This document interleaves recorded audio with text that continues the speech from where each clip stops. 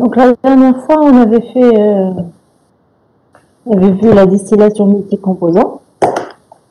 On avait commencé par déterminer ce que c'était le composé clé lourd et le clé léger. Est-ce que c'est assimilé par tout le monde? Vous avez pu revoir le cours? Ça a été compris, les deux composés clés? Comment on pouvait les déterminer? Oui. Ok, donc s'il n'y a pas de nom, ça veut dire que c'est terminé. Donc on avait vu après comment ce que c'était qu'un composé distribué et un composé non distribué. Donc on avait dit que le composé, déjà, je vais faire un petit rappel. Donc on avait dit que le composé clé lourd était le composé qui était le plus léger des lourds. Et que juste avant se classait le composé clé léger, qui était le composé le plus lourd des légers. Donc ces deux composés-là, on va les appeler composés distribués. Composés distribués signifie que nous allons les retrouver dans la partie distillat et que nous allons aussi les retrouver dans la partie résidus. C'est comme si j'avais un mélange binaire et que nos deux composés, c'est-à-dire qui forment le binaire, on va les retrouver dans le distillat et dans le résidu.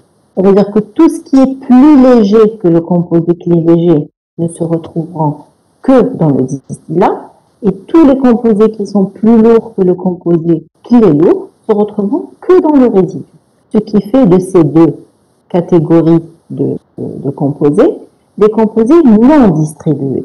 Ça veut dire qu'ils se retrouveront soit dans le distillat, dans le cas des composés plus légers que le composé clé léger, et dans le cas aussi des plus lourds que le composé clé lourd. D'accord? Donc ces deux-là, ces deux catégories de composés, ils ne vont être retrouvés que soit dans le distillat ou bien dans le résidu. Passons maintenant à nos deux clés qu'on va appeler composés distribués. Donc les composés distribués, ce seront que les deux clés. Donc le clé lourd, qui se retrouvera en grande majorité dans le résidu, et le clé léger, qui se retrouvera en grande majorité dans le distillat. On retrouvera bien sûr une petite quantité de clé léger dans le résidu et une petite quantité de clé lourd dans le distillat. C'est le même raisonnement qu'on avait quand on a expliqué le mélange binaire. Donc le plus volatile se retrouvait en grande majorité dans le distillat et en petite quantité dans le résidu, et le moins volatile, c'était en grande partie dans le résidu et en toute petite partie dans le distillat. Donc c'est pareil, c'est le même raisonnement que le clé lourd et le clé léger. Donc on avait après vu comment on pouvait déterminer le taux de reflux minimum, c'est-à-dire on avait vu la méthode d'Underwood. Bien sûr, la méthode d'Underwood n'est applicable que dans le cas où il n'y a pas de composés distribués. Ça veut dire quoi? Ça veut dire que seuls les composés clés légers et clés lourds vont être distribués. Donc, je vous avais expliqué que dans certains cas, le clé léger et le clé lourd ne se classaient pas directement l'un derrière l'autre, ce qui fait que nous allons retrouver d'autres composés distribués entre les deux. Donc, on avait dit que nous allions utiliser cette... Vous avez le partage? Oui. Oui, madame. Oui. Donc, on avait vu cette expression, enfin, cette équation. Voilà. Donc, on suppose que les volatilités relatives et les débits molaires LV sont constants. Les équations sont écrites en termes plutôt de volatilité relative, c'est-à-dire alpha I. Et le alpha I, on le calcule d'après, on a dit que c'était KI par rapport à K référence. Donc le K référence, c'était quoi? C'est le K du composé clé lourd.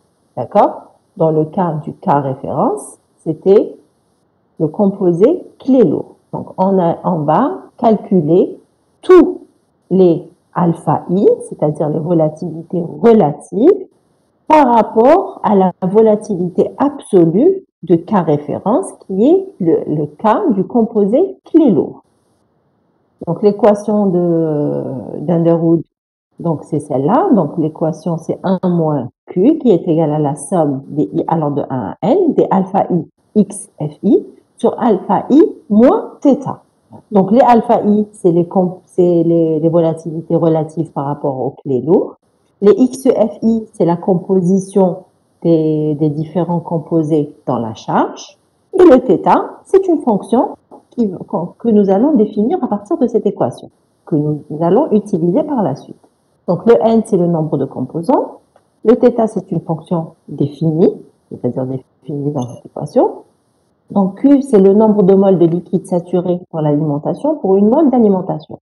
C'est-à-dire, c'est le nombre de liquide qu'il y a dans l'alimentation, le nombre de moles de liquide. Ou bien, c'est la fraction, si vous voulez. C'est la fraction du liquide. C'est-à-dire, si j'ai 100 moles et que j'ai une alimentation à 30% liquide, donc ça va être 30 moles sur 100 moles. C'est ce qui va me donner 0,3. Donc, Q sera égal à 0,3. Si par contre, j'ai une alimentation complètement liquide, donc Q va être égal à 1. Donc, je pourrais remplacer ici dans mon équation 1 moins Q qui est égal à la somme de la suite de mon équation. Donc, alpha I, c'est la volatilité de I relative au constituant clé lourd. En général, le θ, l'équation que nous allons trouver, ça sera compris entre alpha LK et alpha HK. Donc, entre alpha composé clé léger et alpha composé clé lourd. Alors, à votre avis, la dernière fois, j'avais posé la question, je vous avais dit que le alpha HK, nous allons le retrouver, est égal à combien, normalement? Puisque le alpha, c'est quoi? C'est la volatilité relative du composé I par rapport à la volatilité, plutôt la volatilité absolue du composé I par rapport à la volatilité absolue du composé clé lourd. Donc, le alpha clé lourd, ça sera normalement est égal à combien? Vous êtes là? 1 est égal à 1, exactement. Donc, ça sera le cas du clé lourd sur le cas du clé lourd, donc ça sera est égal à 1. Donc, c'est à partir de cette condition que nous allons déterminer la valeur de θ. OK? Donc, la valeur de θ est également utilisée donc, pour trouver ce R-min. Donc, une fois que j'ai déterminé le θ par cette équation, parce que tout le reste va être connu, donc nous allons utiliser cette équation pour le R-min. Donc, R-min plus 1 va être égal à la somme des 1 jusqu'à n des alpha I x di maintenant. Donc, tout à l'heure, c'était la charge F. Maintenant, c'est exactement la même équation. C'est la même équation. Sauf que le F ici, il sera remplacé par le D. Donc, ça sera alpha I x di sur alpha I moins θ. Donc, c'est à partir de cette équation que nous allons déterminer le θ. Le R-min plutôt. Donc, on va passer maintenant à la méthode de Colburn. Donc, elle est basée sur l'équation d'Underwood pour un système binaire en utilisant les deux composants clés. Donc, ça sera quoi? Ça sera R-min qui va être égal à 1 sur alpha LK sur alpha HK. Plutôt pas sur alpha LK, alpha HK. Donc, c'est alpha par rapport au composé clé lourd. Moins 1 fois alpha fois XLK dans le distillat sur XAM. Le XAM, c'est une équation que je trouve ici. Moins alpha LKHK, c'est-à-dire le alpha du clé léger. XHK du distillat sur XBM. Le XBM, voilà son expression. Donc, alpha LKHK, c'est la volatilité du composé clé volatile relative au composé clé lourd. D'accord? D, c'est la zone de distillat, c'est-à-dire que le XHK, c'est la composition en composé clé lourd dans le distillat. Et XLK, c'est la fraction du composé clé léger dans le distillat aussi. Donc, donc M, c'est la zone d'enrichissement. Donc, avec XAM est égal à RF sur 1 plus RF fois 1 plus la somme des I allant de 1 jusqu'à N des alpha I XH fois F, dans la charge plutôt. XB, c'est XBM plutôt, c'est XAM par rapport à RF. Donc, ce RF, c'est quoi? Donc, si l'alimentation est un liquide à son point d'alimentation, RF sera le rapport des constituants clés dans la partie liquide de l'alimentation. C'est le rapport des constituants clés dans la partie liquide de l'alimentation. C'est-à-dire que RF sera égal à une fraction sur une fraction. C'est le rapport des constituants clés dans la partie liquide de l'alimentation. Donc, XHF, c'est la fraction molaire de chaque composant dans la partie liquide plus lourd que le constituant clé lourd. H, c'est pour dire heavy. Donc, c'est plus lourd. C'est les lourds. C'est les composés clés lourds. C'est-à-dire, si par exemple, j'ai 3 composés qui sont plus lourds que le composé clé lourd, donc je vais avoir 3X. D'accord? C'est compris? Donc, ça sera de 1 à N, il y en aura 3. Celui qui se classe juste après le composé clé lourd est suivi des 2 autres. Donc, c'est la fraction molaire de chaque composant dans la partie liquide plus lourd que le constituant clé lourd. D'accord? Et alpha I, c'est la volatilité de I relative au constituant clé lourd. Donc, bon, cette expression, vous allez mieux la comprendre lorsqu'on fera une application directement numérique. Donc, pour le nombre minimum de plateaux à un taux de reflux total, donc, comme pour la distillation des binaires, le nombre minimum de plateaux est une information importante dans la séparation d'un mélange complexe. Je dois impérativement connaître le nombre de plateaux minimum pour savoir quel est le nombre de plateaux réels. Donc, ce nombre minimum correspond au fonctionnement de la colonne à reflux total. Donc, l'équation de Finsck n'est pas limitée au binaire, mais peut être utilisée au composé clé pour déterminer le nombre minimum de plateaux. Donc, n-min plus 1. Donc, c'est l'équation, si vous vous rappelez, c'est l'équation de Finsck. Donc, on écrivait ln de xa par rapport à xb, d'accord, dans le distillat, fois xb par rapport à xa, d'accord, dans le résidu. Donc, c'est pareil, c'est la même équation, c'est l'équation de Finsck, divisée par alpha LK par rapport à HK, c'était le alpha bar, le alpha AB bar.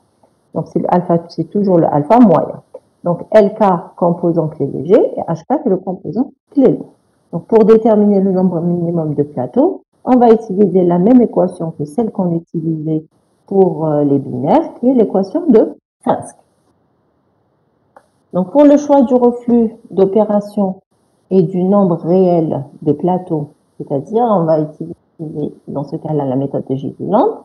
Donc, pour les hydrocarbures légers, Gilliland a lié le nombre d'étages théoriques au taux de reflux par une corrélation empirique représentée graphiquement par, donc on va voir l'équation, on va voir la représentation graphique, mais l'équation c'est celle-là, donc c'est n moins n min sur n plus 1 qui est égal à 0,75 moins 0,75, r moins r min sur r plus 1 à la puissance 0,500 plutôt 668. Donc la bac de Gilliland, c'est celui-là. C'est-à-dire, c'est n moins n min sur n plus 1 en fonction de r moins r min sur r plus 1. Voilà le tracé de cette courbe. Donc, si jamais j'ai le r min et j'ai le r, je vais pouvoir déterminer le nombre minimum d'étages, ou plutôt le nombre d'étages si j'ai le n min. Donc, je calcule cette quantité. Par exemple, cette quantité, c'est 0,4. Je fais un calcul et R moins R min sur R plus 1, je trouve 0,4. Donc, je vais faire une projection sur la bac de Gilliland, donc sur cette courbe. Je vais déterminer ici la valeur de N moins N min sur N plus 1. Si j'ai le nombre minimum d'étages calculé par l'équation de Finsck, je vais pouvoir déterminer le nombre d'étages. C'est-à-dire pour un n-min connu et un r-min connu. Donc, pour un n-min connu,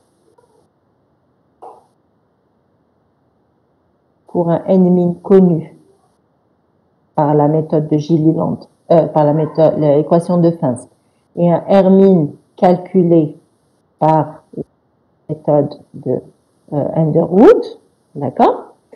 Si je dis j'ai besoin de combien d'étages si je veux avoir un reflux est égal à 2 par exemple, donc je vais remplacer mon 2 ici avec le r-min déjà calculé, j'obtiens une certaine valeur de n moins n-min sur n plus 1. Si le n-min est connu, je vais pouvoir déterminer mon nombre d'étages. Est-ce que c'est compris? C'est compris? Donc voilà comment on va pouvoir déterminer, en utilisant la bague de Gilliland, le nombre d'étages. Je peux faire pareil ici avec l'équation.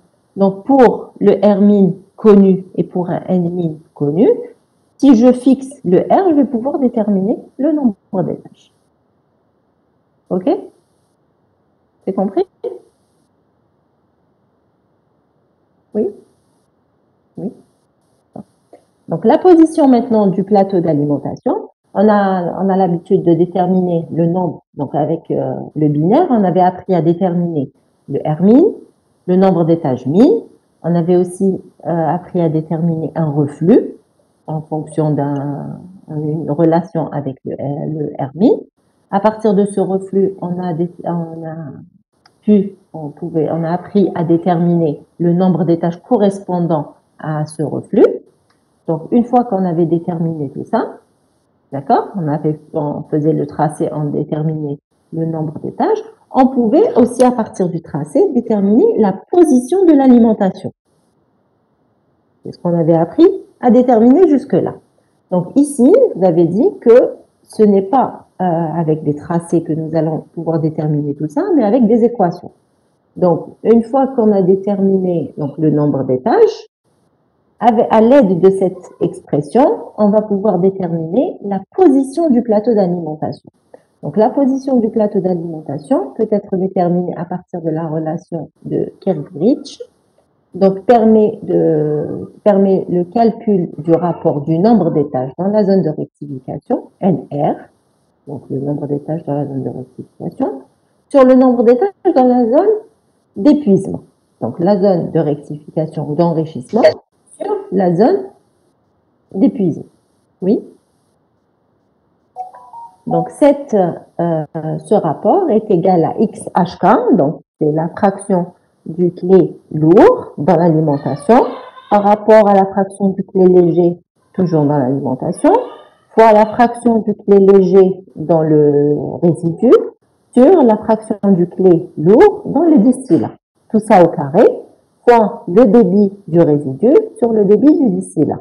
Et toute cette expression à la puissance 0,206. Donc, tout ça, c'est connu. Ça, c'est la première expression. Donc, j'ai deux inconnus pour une expression. Donc, j'ai besoin d'une deuxième expression. Cette deuxième équation plutôt. Cette deuxième équation, c'est quoi? C'est que le nombre d'étages total est égal à quoi? Est égal au nombre d'étages dans la zone d'enrichissement plus le nombre d'étages dans la zone d'épuisement. C'est normal. Non? Est-ce que c'est bon? Donc, à l'aide de ces deux expressions, deux inconnues, je peux déterminer le nombre d'étages dans la zone d'enrichissement et dans la zone d'épuisement, ce qui fait que je détermine le nombre d'étages. Et par cette... enfin, non, je ne vais pas déterminer le nombre d'étages, je vais plutôt déterminer la position de l'alimentation. Parce que le nombre d'étages, il doit être connu. Ici, il est connu. Est-ce que c'est compris? C'est bon? C'est bon tout le monde? Il n'y a pas de questions jusque-là? Oui, il n'y a pas de questions. Normalement. Ok. Donc, s'il n'y a pas de questions, on en a terminé avec avec le cours. On va passer maintenant aux exercices. D'accord? Donc, les exercices, c'est la suite de la série. Voilà, on va arrêter le partage.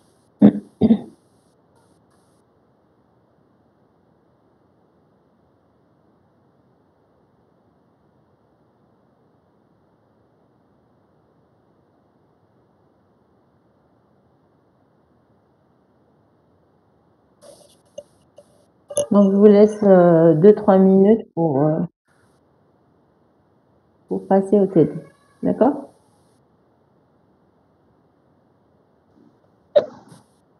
D'accord. D'accord, madame.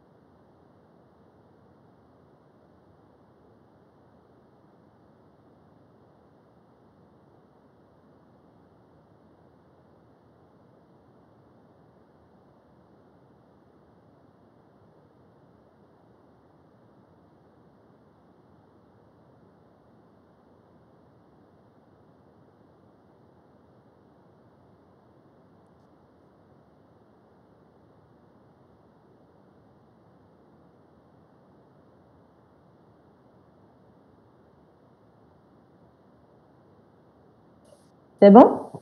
On commence le TD? Donc, la dernière fois, on avait vu, on a fait l'exercice sur Maccabi Etil. On a fait un exercice sur Pancham-Savary. Donc, l'exercice qui reste, c'est la méthode de Maccabi Etil avec 3 alimentations différentes. C'est ça?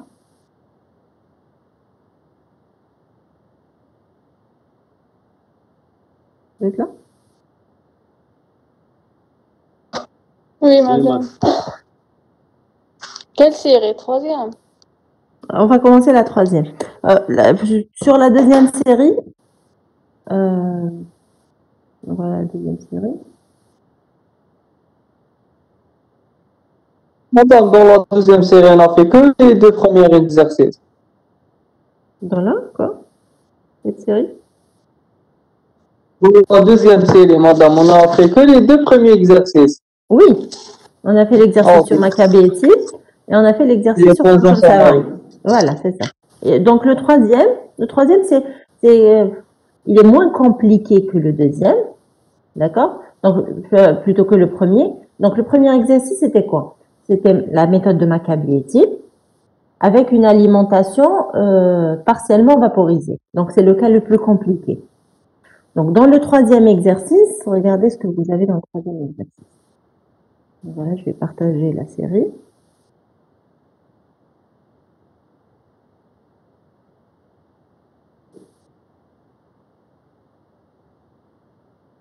Donc, voilà. Voilà. Donc, le 3e exercice, regardez, c'est quoi? Donc, on veut rectifier 12 000 kg par heure d'un mélange binaire contenant 45% en poids de benzène et 55% en poids de toluène. Donc, afin d'obtenir 5400 kg de distillat et 96% en poids de benzène. Donc déjà, là, pour ceux qui ne savent pas que le benzène est plus léger que le toluène, donc le fait qu'il y ait 96% de benzène dans le distillat signifie que le benzène est plus léger que le toluène. D'accord? C'est notre composé le plus volatile. D'accord? Donc, la colonne fonctionne sous 760 mm de mercure. Donc, on demande de calculer quoi? On demande de calculer la quantité et le titre du résidu, c'est-à-dire W et X, W et XW. On va faire quoi ici? W et XW. Alors, pour déterminer W et XW. global et partiel et on travaille. Exactement. Donc, nous avons F, nous avons D, il nous manque W, et nous avons XF et XD, il nous manque XW. Donc, deux équations, deux inconnues. OK? Donc, on va pouvoir déterminer donc W et XW. Et après, pour la deuxième question, on vous dit le nombre de plateaux théoriques en indiquant le plateau d'alimentation pour un taux de reflux égal à 3 fois le taux de reflux minimum. Dans le cas où, donc déjà, je dois déterminer le taux de reflux, et après, avec 3 fois ce taux de reflux, je dois déterminer le nombre de plateaux. OK? Donc, je dois déterminer le nombre de plateaux théoriques en indiquant le plateau de l'alimentation pour un taux de reflux égal à 3 fois le taux de reflux minimum. Donc, si on me dit que le reflux est égal à 3 fois le taux de reflux minimum, ça veut dire que je dois déterminer le taux de reflux minimum et après, je vais le multiplier par 3 pour déterminer le taux de reflux, qui me permettra de déterminer le nombre d'étages. Sauf qu'ici, vous avez 3 cas. Donc, le cas où on introduit l'alimentation à sa température d'ébullition, c'est-à-dire c'est le cas liquide, où votre droite d'alimentation, elle est verticale. C'est bon, vous êtes avec moi? Vous êtes avec moi ou non? Oui, madame.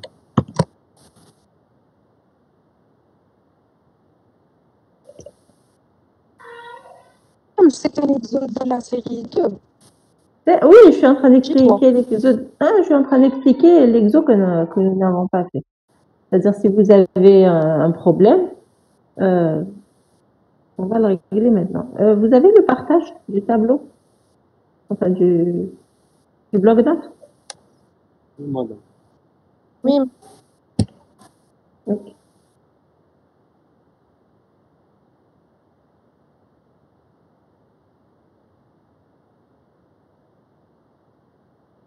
Alors, donc qu'est-ce qu'on a dit?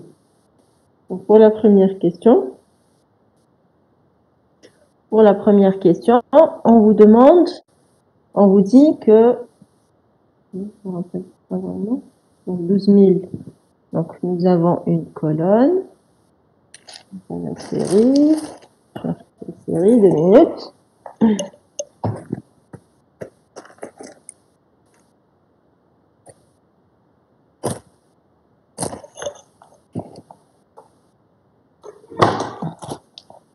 Donc voilà.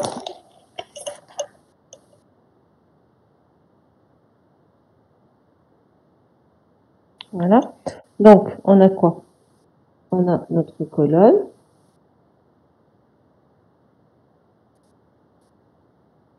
Donc, on nous donne F qui est égal à 12 000 kg par heure. On vous dit que XF est égal à 0,45. On vous donne D qui est égal à 5400 kg par heure.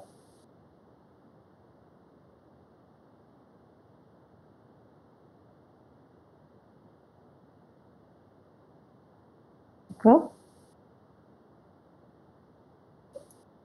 On vous donne XD qui est égal à 0,96 et on nous demande de déterminer W et XW.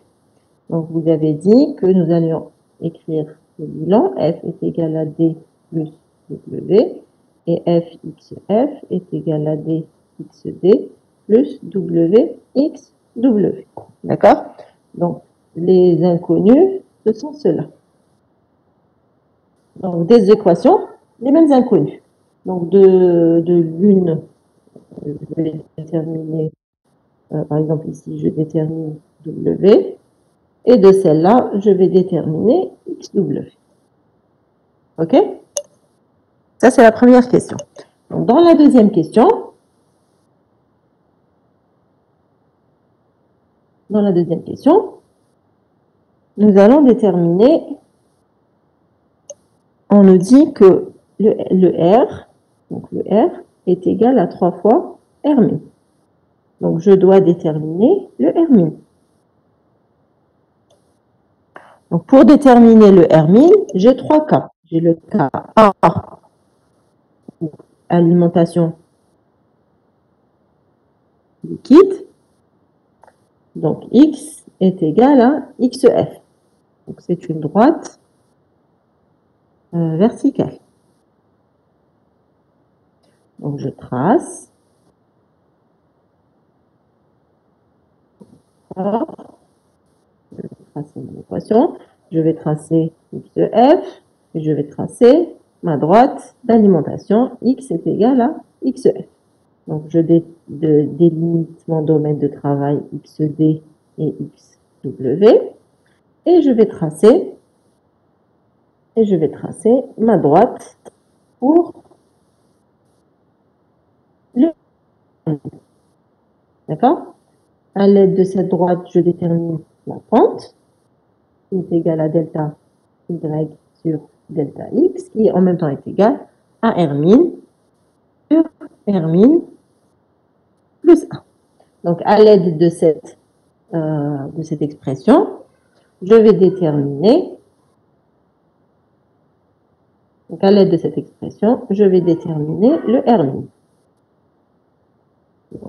R min sera connu. Et à partir de là, je détermine mon R qui est égal à 3 fois R min. Et je reviens à mon tracé. Une fois que je vais revenir à mon tracé, je vais tracer la réelle équation. D'accord? Je vais remplacer dans l'équation Y est égal à R sur R plus 1, X plus XD sur R plus 1. Donc, je vais avoir l'expression de la droite opératoire enrichissement. Je vais tracer mes deux droites, enrichissement et épuisement, et je déterminerai mon nombre d'étages. Ça, c'est lorsque l'alimentation est liquide. D'accord? Je vais faire pareil lorsque l'alimentation est vapeur. Dans le deuxième cas, donc dans le cas B,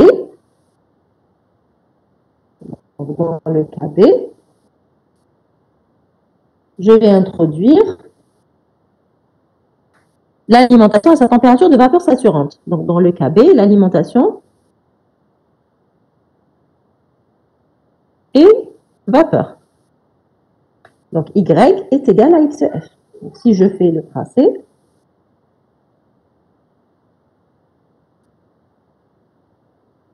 je vais avoir XF, et la droite, ça sera une droite verticale, horizontale. Y est égal à XF. Donc, c'est la droite d'alimentation. Je délimite toujours mon XW et mon XD.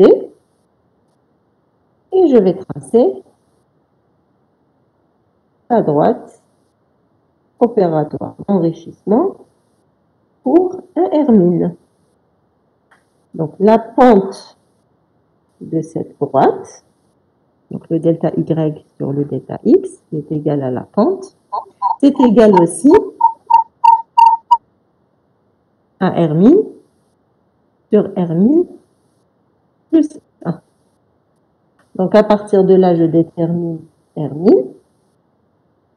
Une fois que j'ai déterminé R min, qu'est-ce que je vais faire? Je vais calculer le R. R qui est égal à 3 fois R min.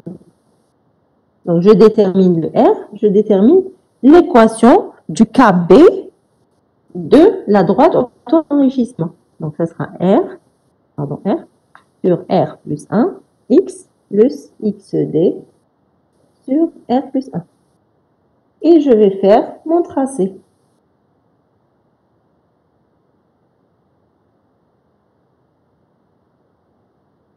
C'est bien, ça c'est bon, c'est bon. Donc, je vais faire mon tracé ici. D'accord. Dans ce cas-là, d'après l'équation de cette droite, je vais faire le tracé avec le R. Et je vais déterminer le nombre d'étages.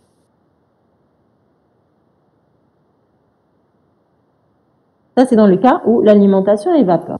Dans le troisième cas, le cas C, on introduit l'alimentation comme un mélange liquide-vapeur contenant un quart de liquide à sa température d'ébullition et trois quarts de vapeur saturante. Donc là, je vais être au point C. D'accord? Donc le cas C, ce sera le cas C. Donc le cas C, alimentation, un quart liquide plus trois quarts vapeur. Madame, Oui? s'il vous plaît, vous pouvez répéter le cas A et B, car j'ai perdu la connexion. تسمعنا بكلش. C'est ça. Alors, فتحت la connexion الله غالب. الله غالب الله غالب تعاودوا هذه شفتيها كيفاش شفنا نديو الدبليو اكس دبليو. Oui, l'équation de la droite opératoire d'enrichissement. Le cas B, madame, le cas B. L'équation? Le cas B, madame, le cas A. Le cas B. خلاص le cas B qui met le cas 1. Sauf qu'est-ce qui va changer? C'est que ce qui va changer ici, c'est que XF, Y sera égal à XF, puisque l'alimentation est vapeur. Donc, Y est égal à XF. Y est égal à XF, c'est une droite horizontale. Donc, je vais tracer ma droite horizontalement. Je vais, donc, le point d'intersection avec la courbe d'équilibre, je vais tracer ma droite opératoire pour un RMI. Donc, avec la droite opératoire pour le RMI, je vais déterminer sa pente. La pente, elle est égale à delta Y sur delta X, qui en même temps est égale à RMI sur RMI plus 1. Donc, à partir, puisque la pente, elle va être connue, on dit le delta Y ou on dit le delta X. Donc, cette pente, elle sera connue, donc je peux déterminer le RMI. Si je détermine le RMI, donc on a dit que R est égal à 3 fois RMI. Si le R est égal à 3 fois RMI, ça veut dire que je viens de déterminer le R. Je remplace le R dans l'équation de la droite opératoire d'enrichissement. Donc R sur R plus 1, X plus XD sur R plus 1. Donc je vais connaître l'équation de la droite. Je remplace des X pour obtenir des Y. Donc je vais pouvoir tracer ma droite opératoire d'enrichissement. C'est la rouge. D'accord? L'intersection à la droite d'alimentation, je trace la droite opératoire d'épuisement. Et après, je détermine le nombre d'étages. OK? C'est bon? Bon, oui, madame. Merci. Très bien. Donc après, on passe au cas C. Donc le cas C, c'est quoi? Le cas C, c'est l'alimentation un quart de liquide plus trois quarts de vapeur. Donc dans ce cas-là, je vais calculer le XI. Le XI, c'est égal à V sur F. Dans ce cas-là, V, c'est quoi? C'est 3 quarts de F sur F. Donc, XI sera égal à 3 quarts. Je remplace ici dans l'expression de la droite d'alimentation. Y est égal moins 1 moins XI sur XI. X plus XF sur XI. Donc, je remplace le XI dans l'équation, ce qui signifie que je viens de déterminer l'équation de la droite d'alimentation. D'accord? Je vais faire mon tracé.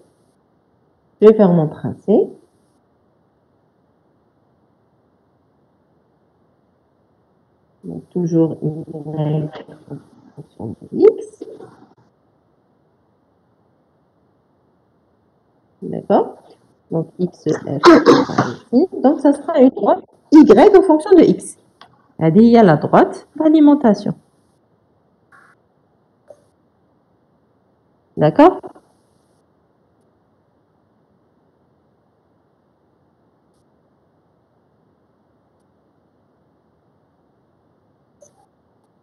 Donc, je délimite toujours mon domaine de travail.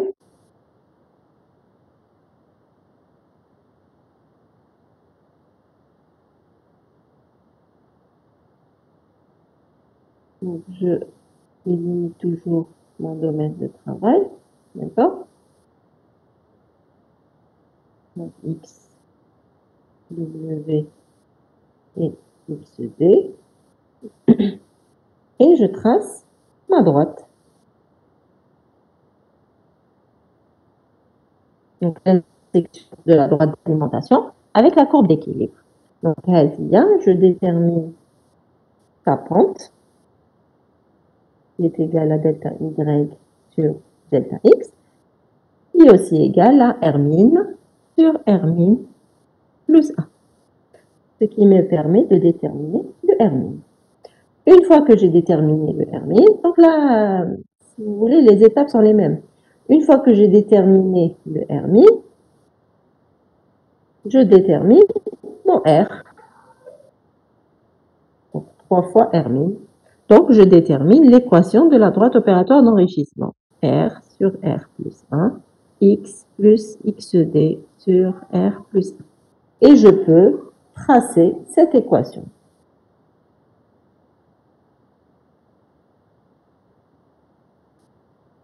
Maintenant, je vais tracer cette équation. Faisons qu'elle est comme ça. Et je trace mon nombre d'étages. Donc, vous allez avoir 3 tracés différents. Donc, un pour le cas liquide, le deuxième pour le cas vapeur et le troisième pour le cas liquide plus vapeur. D'accord? C'est compris? Donc, c'est la même procédure, enfin, c'est les mêmes étapes que vous allez suivre. Et c'est exactement ce qu'on a fait dans l'exercice 1. C'est bon?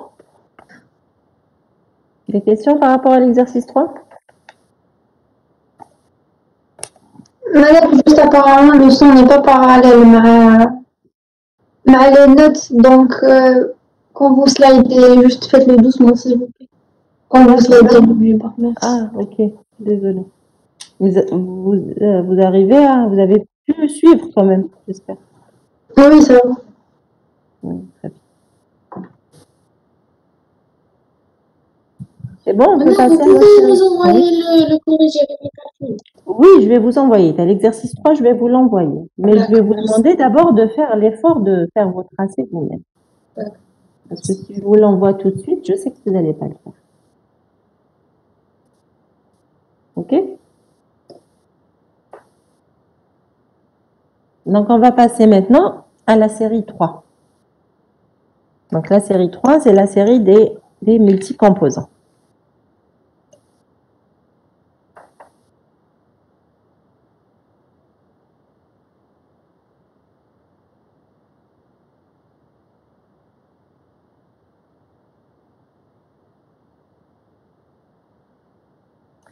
Alors, donc, une colonne de distillation. C'est bon?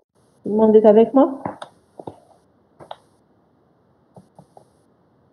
Donc, une colonne de distillation fractionne un mélange ternaire ayant la composition suivante.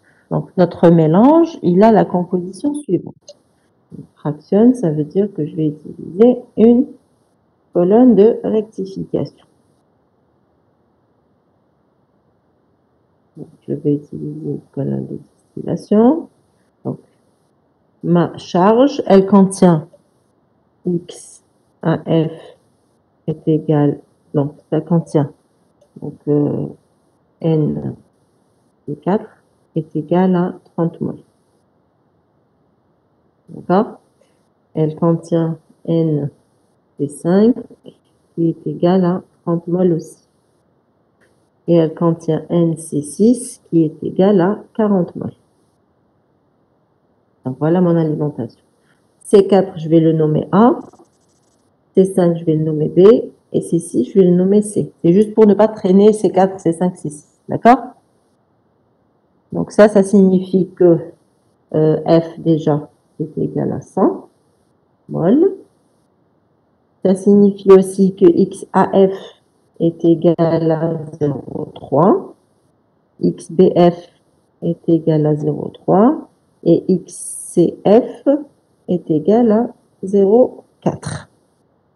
Donc ça, c'est la composition de mon alimentation.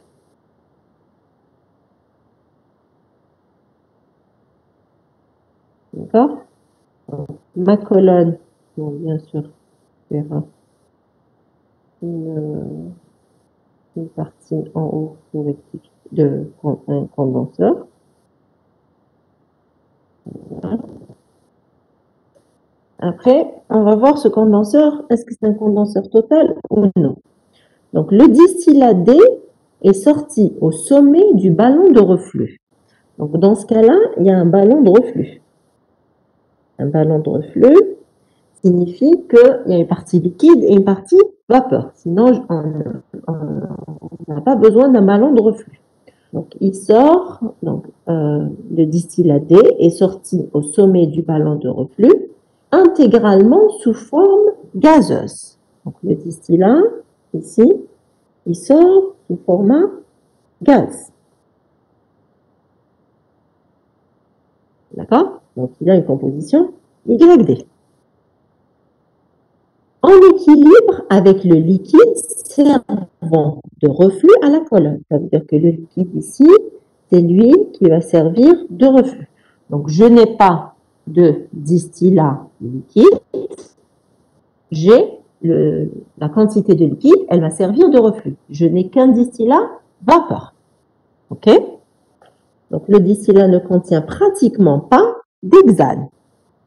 Le distillat ne contient pas d'hexane.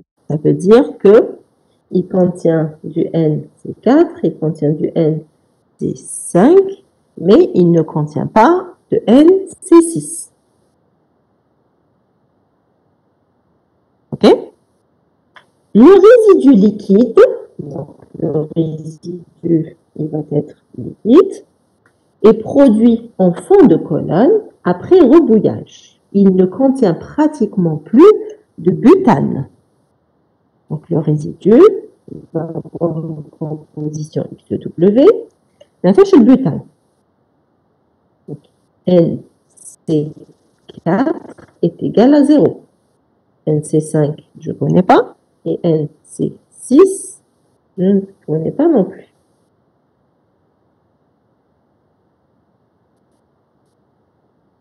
Voilà. Donc, on relève par ailleurs les conditions opératoires suivantes. Température au ballon de reflux, elle est de 35. Donc, la température au ballon de reflux, elle est de 35 degrés C.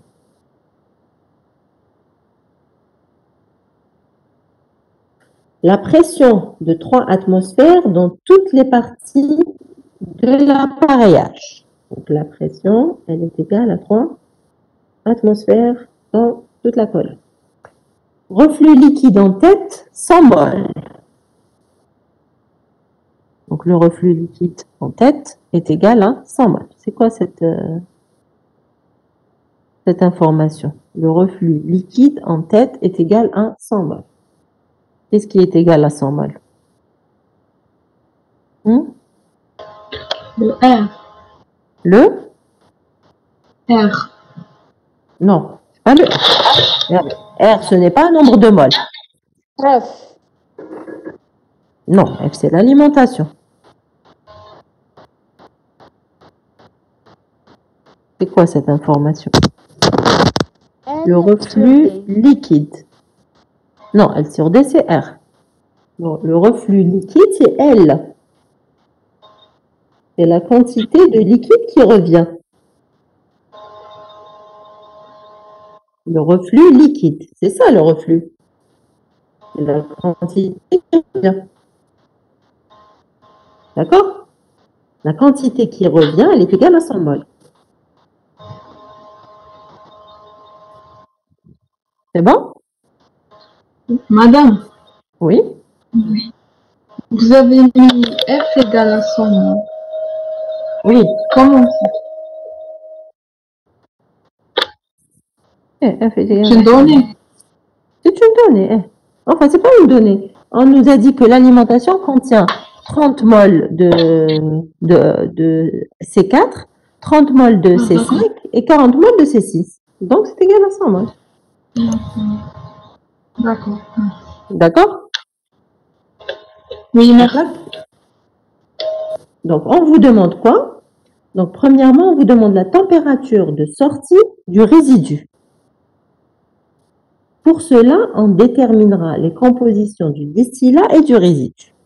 Donc, on doit déterminer la composition de D.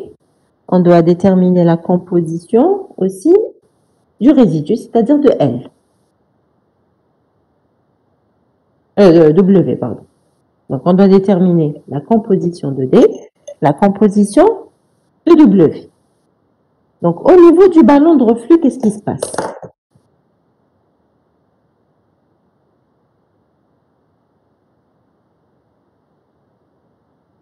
Alors, au niveau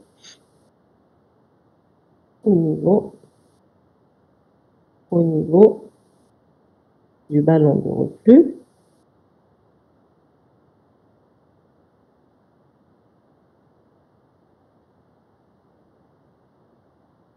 Pourquoi le processus pourquoi?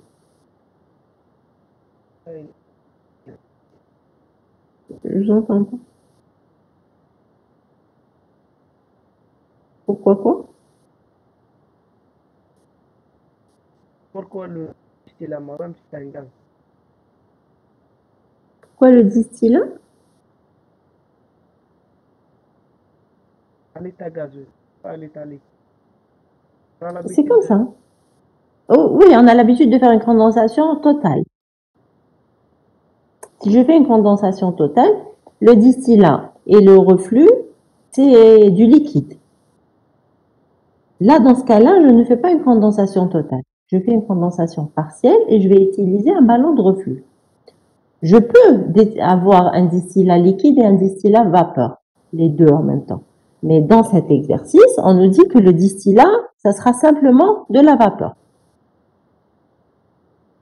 D'accord? C'est compris? Parce que regardez, ce sont des gaz. C'est le C4, le C5 et le C6. Ce sont des gaz. C'est compris? C'est une colonne de distillation, enfin, une colonne de séparation de butane avec le pentane et l'hexane. Le butane, c'est un gaz. Vous m'entendez, monsieur? Oui, madame. Oui, vous avez compris? Vous avez compris ou non? Oui, j'ai compris. Oui, très bien. Alors, donc là, on nous demande la température de sortie du résidu. Donc, on nous demande T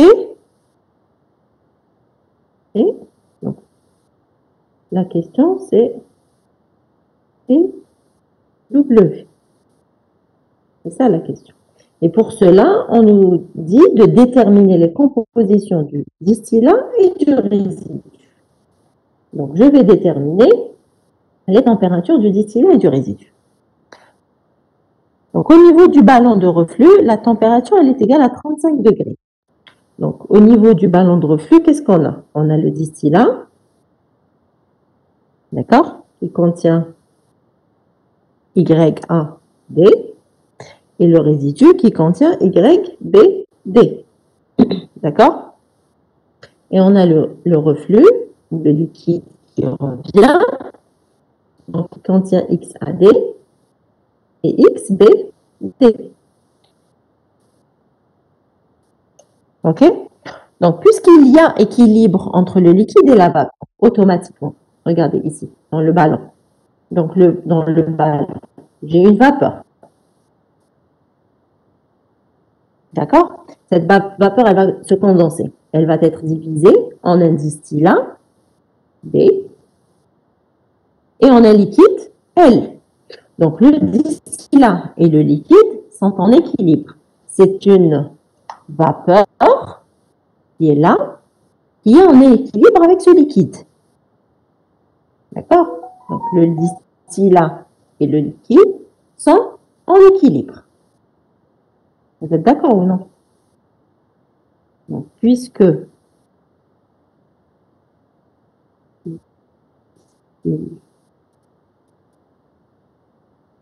y a équilibre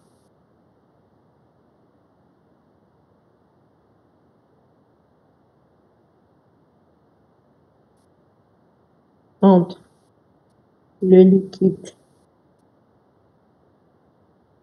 et la vapeur, ça veut dire quoi? Ça veut dire que YI est égal à KI XI. D'accord? Je peux écrire ça. Si ils sont en équilibre, ça veut dire que YI est égal à KI XI. Ça veut dire que YAD est égal à KA XAD et que YBD est égal à KB XBD. Ça, c'est ce qui se passe dans la partie distillat. Dans la partie ballon de reflux. Si je fais la somme des YI est égale à 1. C'est comme si j'avais écrit KA XAD plus KB XBD est égal à 1. D'accord? Je vais remplacer le XBD par 1 moins XAD pour pouvoir déterminer la composition de XAD. Donc, je vais écrire KA XAD est égal à KB 1 moins XAD. C'est-à-dire que je suis en train de chercher une équation qui va me permettre de déterminer la composition du distillat D. Donc, KB, ici on vous donne un tableau. Regardez, on vous donne un tableau avec différentes températures. Et à chaque température, on vous donne la fraction. D'accord? Donc, je continue ici. Donc, je vais écrire que KB plus ici, KB plus XAD KA moins KB est égal à 1. Donc ici, pour déterminer XAD, je vais avoir besoin de KB et de KA. Vous êtes avec moi?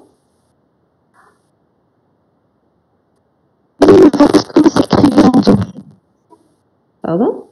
Madame, on ne voit pas ce que vous écrivez en bas. Ah, d'accord. Ici?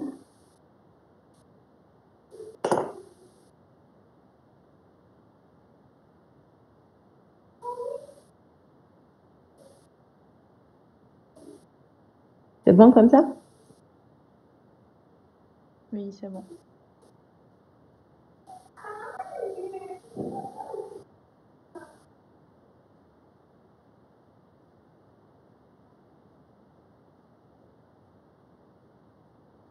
Donc, on continue. Donc, je disais, pour déterminer le XAD, je vais avoir besoin de quoi? Je vais avoir besoin de KB et de KA.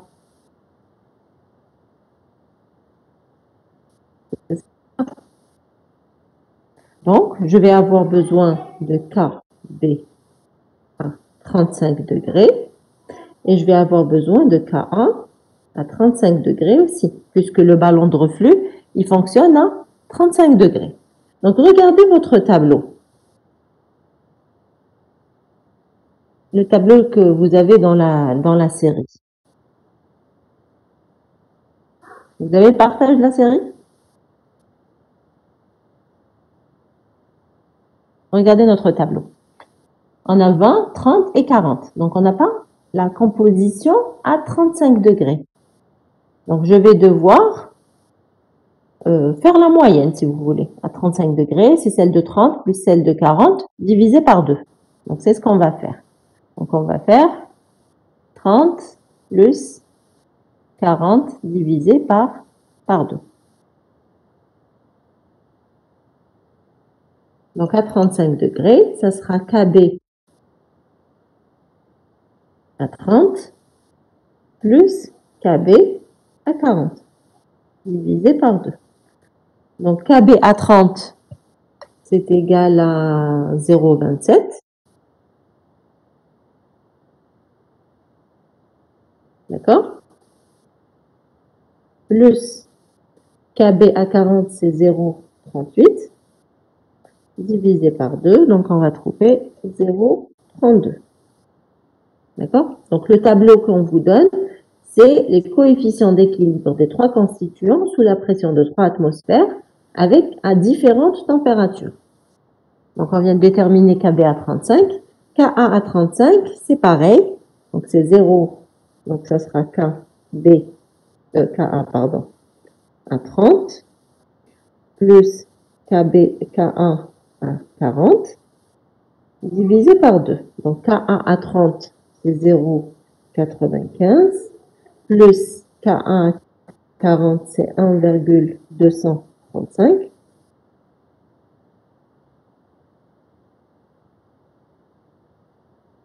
Divisé par 2, donc ça sera égal à 1,09. Donc ce qui va me permettre de déterminer XAD qui est égal à 1 moins 0,32 divisé par 1,09 moins 0,32.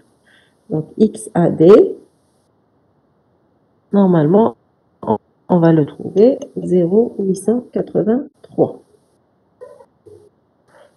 Donc XBD, là vous ne voyez pas, donc XBD,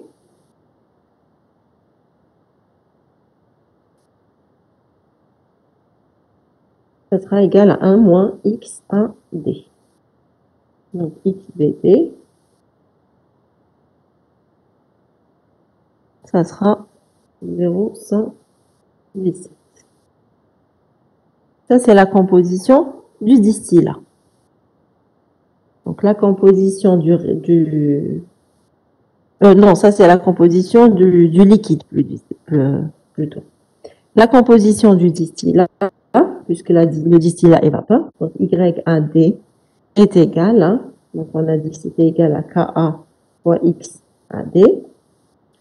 Donc, ça sera K1, on a trouvé que K1, c'était 1,09 fois XAD est égal à 0,883. Donc, YAD, c'est 0,963. On va faire pareil. Donc, YBD, c'est 1 moins Y1D.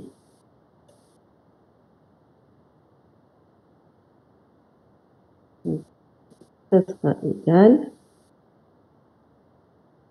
Donc, YBD sera égal à 1 moins 0,963. Donc, YBD, 0,037. Donc, ça, c'est la composition du distillat et celle du reflux qui revient dans la colonne. D'accord? Donc, ici, on va pouvoir déterminer maintenant la quantité du distillat. Puisqu'on a déterminé la composition du distillat, je peux écrire mes bilans. Donc, je vais écrire mon bilan de matière. Donc, le bilan global. Donc, F est égal à D plus W. Et le bilan partiel, donc F, XF, AF, à écrire en fonction de A, est égal à D, Y, A, D, plus W, XA, W. Donc le XA, W, on a dit que c'était égal à 0, puisqu'il n'y avait pas de butane. Donc le D est égal à F, X, F, sur Y, A, D. Donc F est égal à 100, XAF, c'est 0,3. YAD, 0,960. Donc, le D est égal à 31,15 mol.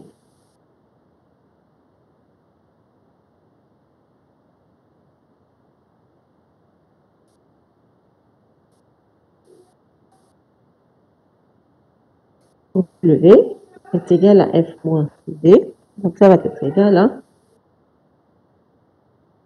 68,85 mol. C'est bon jusque-là?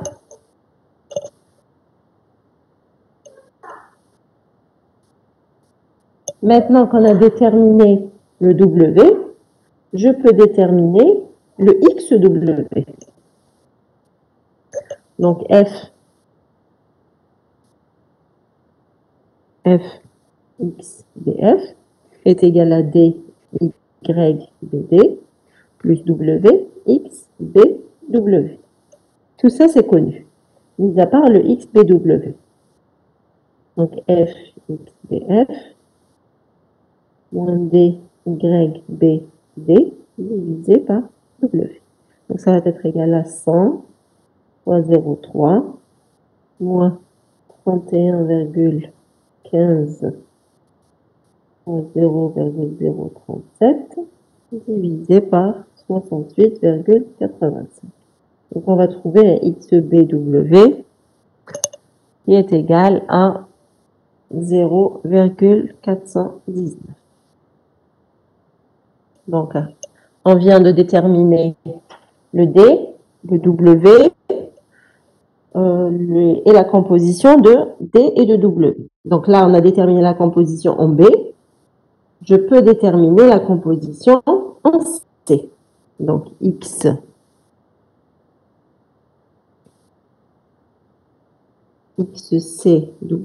est égal à 1 moins XBW.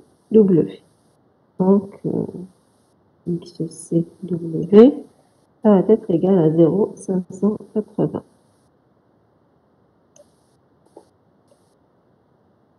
Maintenant, pour déterminer la température du résidu. C'était ça au départ la question. Donc, pour ça, on a dû déterminer la composition du distillat et du résidu. C'était dans la question. Donc, on a déterminé le distillat, on a déterminé la composition du distillat et on a déterminé le W et la composition de W. Il nous reste maintenant à déterminer la température de W. Donc, pour déterminer la température du résidu, on doit procéder par tâtonnement. On n'a pas une autre manière de faire. On doit procéder par tâtonnement. C'est-à-dire, on doit faire quoi? Proposer, pas proposer, on doit supposer plutôt une température. Pour cette température, on va déterminer les KI. On va calculer KI fois XI. Et on va sommer les KI fois XI. Il faudrait que KI fois XI soit égal à 1, à la température choisie. D'accord? Donc voilà l'étape, enfin, comment dire, la manière de faire, les étapes à suivre. Donc je dois fixer, donc on doit fixer, on doit supposer, on va dire. On va supposer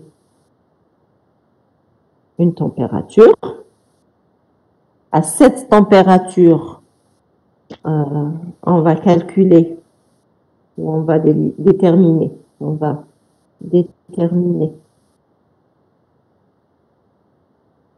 les KI. Donc, une fois qu'on a déterminé les KI, on va calculer KI fois XI. Et après, on va voir est-ce que la somme des KI fois XI est égale à 1. C'est comme si quand je faisais un algorithme. Donc, je fais quoi? Je suppose une température. À cette température, je détermine les KI. KIW. D'accord? Je calcule KI fois XI. D'accord? Et après, je fais un test. Est-ce que la somme des KI, des XI, je vais faire un test. Donc, le test, c'est est-ce que la somme des KI, XI est égale à 1? Voilà le test que je dois effectuer. Si c'est oui, ça veut dire que j'ai trouvé la bonne température. Si c'est non, donc c'est la fin de mon algorithme. Si c'est non, je vais supposer une autre température. D'accord? Donc, je suppose une température. Je détermine, d'après le tableau que nous avons, je détermine les KI à cette température. Après, je vais calculer, parce que j'ai la composition de W. J'ai le KBW, le KCW. Donc, je vais faire la somme de KB fois le XBW et plus KC fois XCW. La somme de ces deux, de ce que je viens de calculer, doit être égale à 1. Si c'est égal à 1, ça veut dire que je viens de trouver la bonne température. Si c'est égal à 1, ça veut dire que je viens de trouver la bonne température. Ça veut dire que c'est la bonne température supposée. Si ce n'est pas le cas, si KI, la somme des KI fois XI n'est pas égale à 1, ben je dois supposer une autre température. Donc, je dois faire ça jusqu'à ce que j'obtienne la somme des KI XI est égale à 1. Donc, nous n'allons pas le faire n'importe comment. À votre avis, la température de W, elle est aux alentours de combien, d'après votre tableau?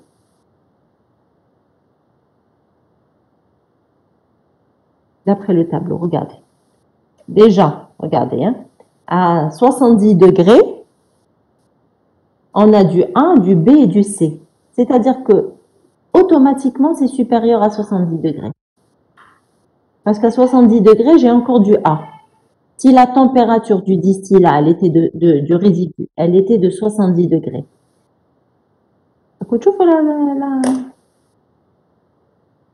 La sphère, Oui. regardez. Oui, oui. Regardez la sphère. À 70 degrés, on a du A. Alors que notre W, il ne contient pas de A. Donc, c'est sûr que c'est supérieur à 70 degrés. D'accord? Parce qu'à 70, à 80 degrés, je n'ai que du C, du B et du C. Par contre, en dessous de 70 degrés, j'ai encore du composé A. Et mon résidu ne contient pas du A. Donc, je ne vais pas supposer des températures à 50, à 60, à 70 degrés. Je vais supposer des températures supérieures à 70 degrés. D'accord? Moi, juste pour que vous compreniez ça, j'ai supposé une température est égale à 50 degrés. Regardez ce que j'ai trouvé. Donc, le XI. Donc, je vais prendre N, c'est 5 et N, c'est 6. Donc, c'est un 0,419 et là, c'est un 0,581. Ça, c'est les résultats que j'ai obtenus. D'accord? Pour le B, c'est 0,419 et pour le C, c'est 0,581. Donc, le KI à 50 degrés, c'est 0,535 pour le B. Et le KC, c'est 0,191. Donc, si je calcule KI XI, ça va me donner 0,224 et 0,113. La somme de ces deux-là, c'est 0,300. Madame, il n'y a pas de partage. Il n'y a pas de partage. Ah là, je fais la série. Je vous la série, pardon. Voilà. Ah, Donc, AT est égal 50 degrés. Donc, pour le B, XB, c'est 0,419 et XC, c'est 0,581. D'accord? Donc, d'après le tableau, KI pour le B, c'est 0,535 à 50 degrés et KI pour le C, c'est 0,195 à 50 degrés. D'accord? C'est ce qu'on était en train de voir sur le tableau, 0,535 et 0,195. OK? Donc, si je calcule KI fois XI, donc pour le B, ça sera 0,224 et pour le C, ça sera 0,113. Donc, la somme de ces deux-là, puisque c'est ce que je viens de dire, je dois faire mon test. Je calcule, regardez, je détermine les KI à cette température, je calcule KI XI, c'est ce qu'on vient de faire, et je fais la somme des deux. Je dois impérativement trouver 1. Or, regardez ce qu'on trouve, 0,335. C'est-à-dire qu'on est très loin du 1. C'est normal puisqu'à 50 degrés, déjà, j'ai du 1. Donc, au départ, je savais que ça allait être une température très très loin de 50. OK? J'ai après fait un autre tâtonnement. Ce tâtonnement, il était un T égale à 90 degrés. Donc, son KI à 90 degrés, donc c'est 1,450 et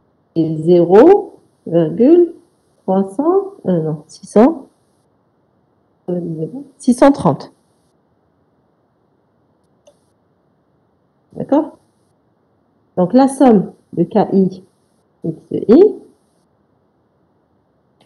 donc 0,608 et 0,366. Donc, la somme des deux, c'est 0,974. C'est-à-dire que je me rapproche vraiment de la température.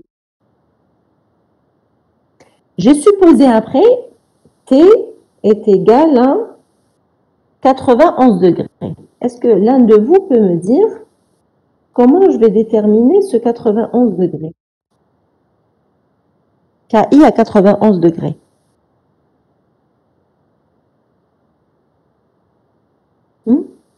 Comment on va faire? On a le KI à 90 et on a le KI à 95. Comment je vais faire pour déterminer le KI à 91 degrés?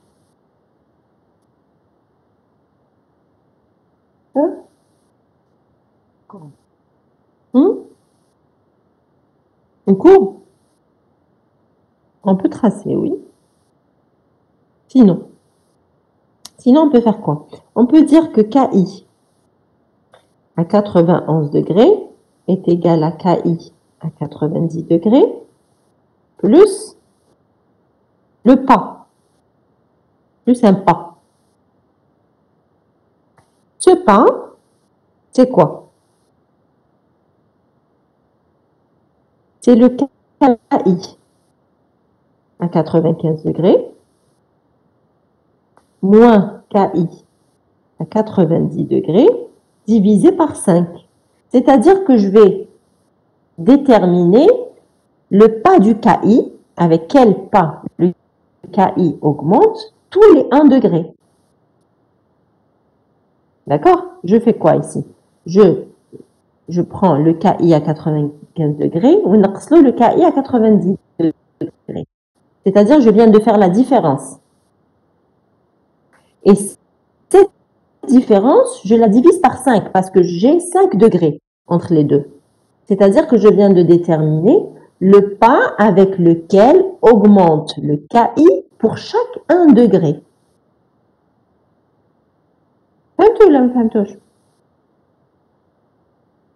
Vous avez compris? Non, madame. Non. Le KI à 90 degrés, je le connais, c'est 1,450. Et le KI à 95 degrés, c'est 1,592.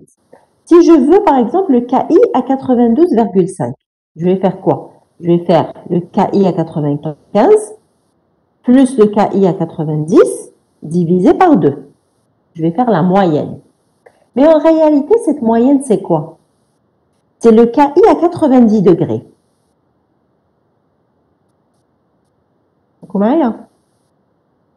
Regardez, si j'ai envie de déterminer le KI à 92,5 degrés, ça sera égal à KI à 95 moins, plus le KI à 90 divisé par 2.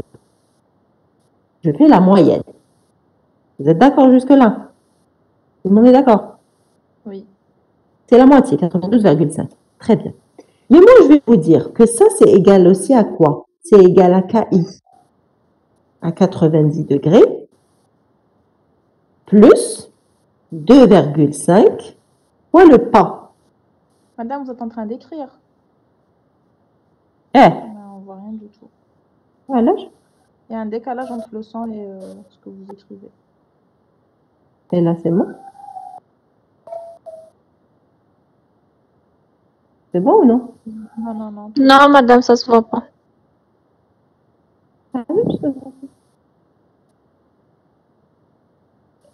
Quoi ça? Il y a juste la première. Ah, c'est bon. C'est bon. C'est bon? Oui. Donc, on a dit que le KI est 92,5 degrés. C'est la moyenne des deux. Menine jette de la moyenne. Donc, c'est comme si que en réalité, c'est quoi cette moyenne? C'est le KI à 90 degrés plus 2,5 le pas. Pourquoi 2,5? Parce que je suis en train d'augmenter mon pas de 2 fois et demi. Je suis à 90 degrés, j'augmente de 2,5 degrés fois le pas. Le pas, c'est quoi? C'est l'augmentation du KI pour 1 degré. Donc, le pas, c'est l'augmentation du KI pour 1 degré. Comment je vais déterminer cette augmentation? Je vais faire que c'est égal à KI à 95 degrés moins le KI à 90 degrés. Là, j'ai déterminé quoi? Là, j'ai déterminé l'intervalle du KI en 95 et 90. Donc, j'ai déterminé combien mon KI va augmenter de 5 degrés. Oui ou non? Vous êtes d'accord ou non? Tout le monde est d'accord? Si j'ai envie de savoir, il augmente comment ce KI pour 1 degré, je vais diviser par 5. Pourquoi 5? Parce que ici, mon KI va de 95 jusqu'à 90. Donc, c'est 5 degrés. Madame, Oui? si on avait fait avec 92,5, on va diviser sur 2,5. Oui, Nadé. Non. Regardez, je raisonne. Je suis en train de déterminer le pas. Ah, si mon pas était égal à 2,5. Oui. Oui, on aurait divisé par 2,5. Exactement. Donc ici, si je remplace le pas, on a fait de l'expression. Regardez, si on remplace le pas ici dans cette expression, on va retrouver quoi? On va retrouver que c'est égal à KI à 90 degrés plus 2,5. Non, le pas, il est égal à quoi? À KI à 95 moins KI à 90. Tout ça divisé par 5.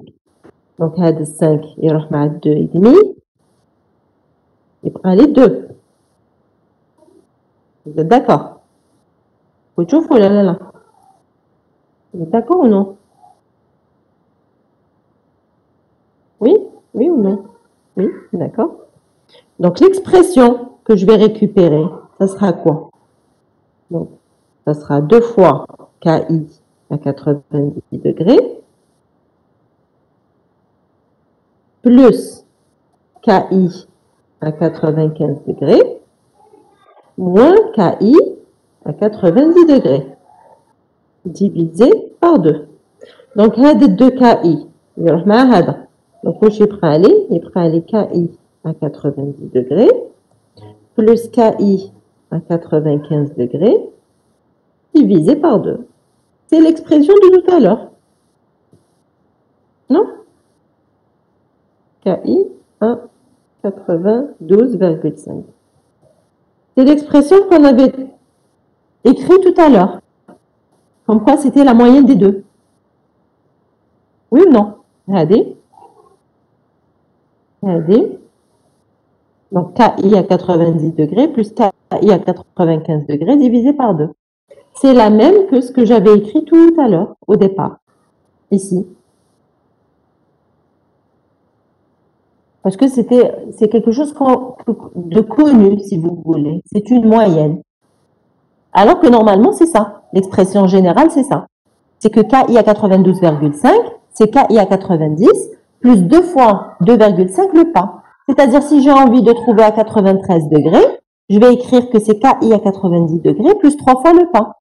Si j'ai envie de connaître à 93,5, ça sera KI à 90, plus 3,5 le pas. Donc ça, c'est l'expression générale. C'est compris?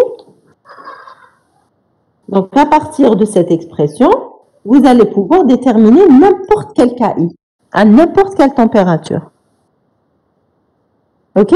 Donc, moi, après, qu'est-ce que j'ai fait? J'ai fait une supposition à 92 degrés. J'ai trouvé que la somme des KI XI, c'était 1,01. Après, j'en ai eu marre et je me suis dit que la température de W, c'était 91,5. D'accord? Parce qu'à 91, je trouve 0,994 et à 92, je trouve 1,01. Donc, certainement que c'est 91,5. Donc, je vous conseille vivement de le déterminer à 91,5 et de me dire combien vous avez trouvé. C'est bon? C'est compris? Le plus important ici, c'est que vous compreniez cette méthode, enfin ce raisonnement. Comment on détermine, voilà, comment on peut déterminer à n'importe quelle température en utilisant le pas. C'est bon? Donc, pour déterminer la température du résidu, on devait faire quoi? On devait supposer une température. D'accord? On devait supposer une température, déterminer le KI pour cette température, calculer KI fois XI, calculer la somme des KI fois XI et vérifier est-ce que c'est égal à 1. Si ce n'est pas égal à 1, ça veut dire que ce n'est pas la bonne température, je suppose une autre température. Si c'était égal à 1, donc on a trouvé la bonne température. OK? C'est bon? C'est bon jusque-là?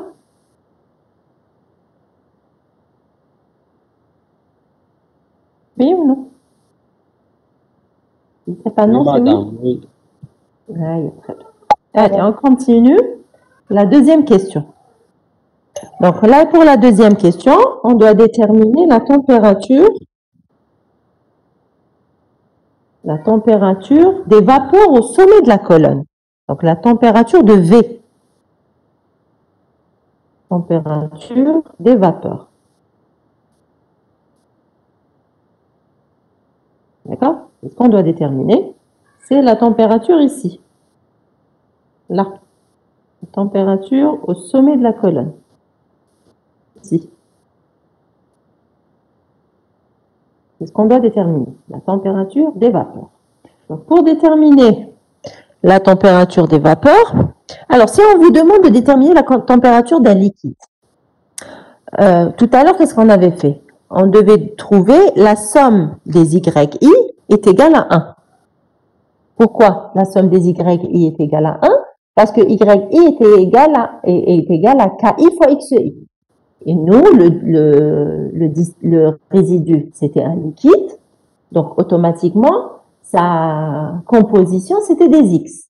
Donc, si j'avais écrit la somme des xi est égale à 1, donc je me serais retrouvé avec une équation avec des y. Puisque y, il y a où ça yi est égal à ki fois xe. Donc, pour un liquide, j'utilise la somme des yi est égale à 1. باش نطيح la composition en xi. Pour une vapeur, je vais utiliser la somme des xi est égale à 1, puisque xi est égal à yi sur ki. Donc, pour trouver des compositions en y. D'accord? Donc, c'est comme ça qu'on va faire. Donc, les vapeurs sont à leur température de rosée. Donc, dans les vapeurs, c'est une température de rosée. Donc, on va faire la somme des xi est égale à 1. Donc, ça veut dire la somme des yi sur ki est égale à 1. Donc, voilà comment on va déterminer cette température.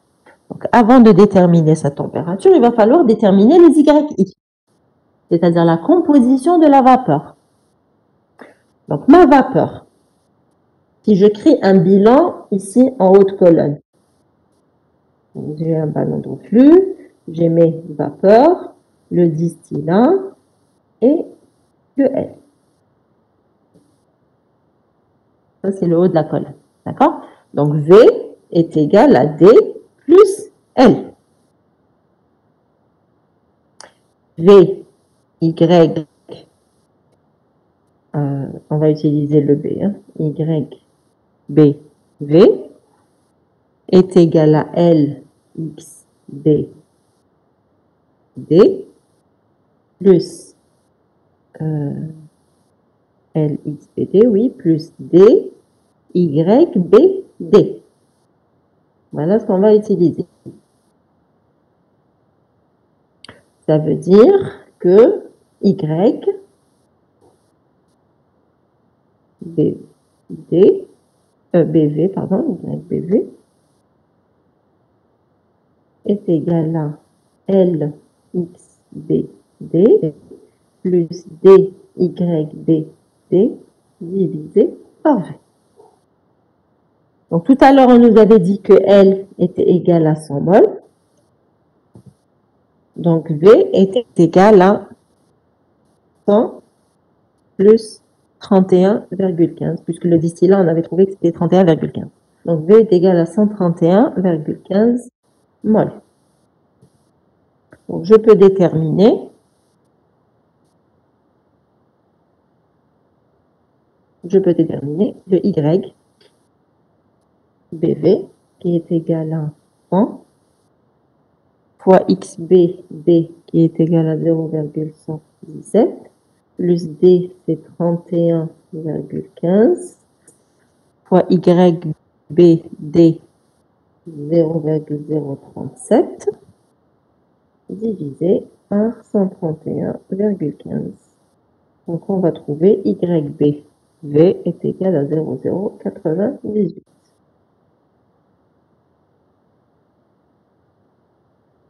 Et de là, je détermine YAV qui est égal à 1 moins YBV.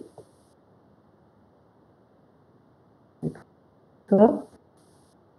Donc, YAV est égal à 0,902. D'accord? Donc, on a déterminé l'expression la composition de la vapeur. Donc, notre vapeur, elle contient 0,098 de B, pardon, et elle contient 0,902 de A. Donc, on va faire exactement la même chose que tout à l'heure. On va supposer une température.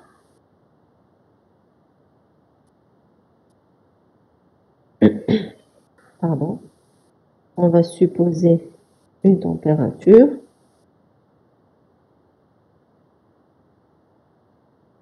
déterminer les KI à cette température. Calculer YI sur KI à cette température. Et faire le test, est-ce que la somme des YI sur KI est égale à 1? Si c'est le cas, ça veut dire que c'est la fin. D'accord? C'est la bonne température.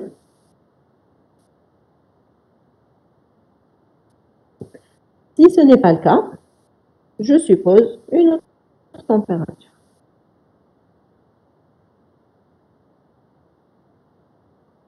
D'accord? Donc, je vais vous dire, moi j'ai trouvé température de la vapeur, je l'ai trouvée est égale à 39 degrés. Donc, j'ai déterminé KI à 39 degrés. Donc, 1,2 et 0,37. Et après, j'ai calculé les YI sur KI.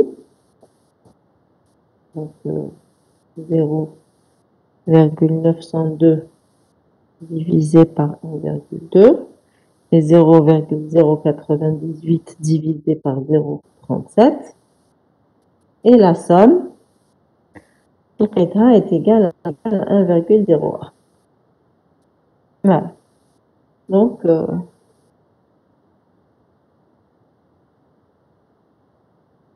ça veut dire que la température est relativement bonne.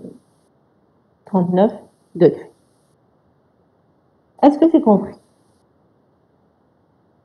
Donc, si on vous demande la température d'un liquide, vous optez pour la somme des YI est égale à 1. Vous déterminez le KI à la température supposée. Vous calculez XI fois KI. Et vous sommez la somme, et vous sommez les KI XI. La somme des KI XI. Si c'est égal à 1, ça veut dire que c'est une bonne température. Si c'est différent de 1, ça veut dire que vous devriez supposer une autre température. Si on vous demande la température d'une vapeur, vous allez faire la somme des XI est égale à 1. C'est-à-dire que vous devez déterminer toujours les KI à cette température et vérifier est-ce que la somme des YI sur KI est égale à 1. Si c'est le cas, donc c'est la bonne température. C'est bon?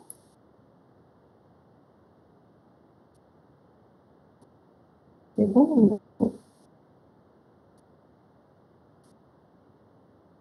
C'est bon.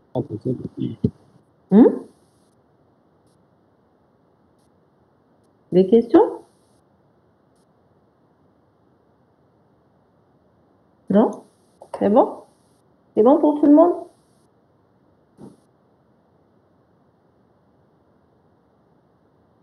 Oui?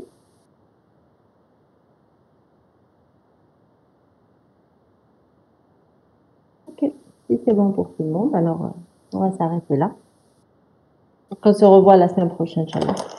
Donc d'ici là, essayez de revoir les exercices, bon, 7 exercices. La suite, c'est à peu près la même chose. Hein. On va les faire, mais c'est à peu près la même chose. Essayez surtout de faire l'exercice 3, que je vous ai expliqué tout à l'heure. D'accord? C'est bon? C'est bon, hein? Oui. Oui. Oui, c'est bon. Merci. Très bien. Allez, merci à vous.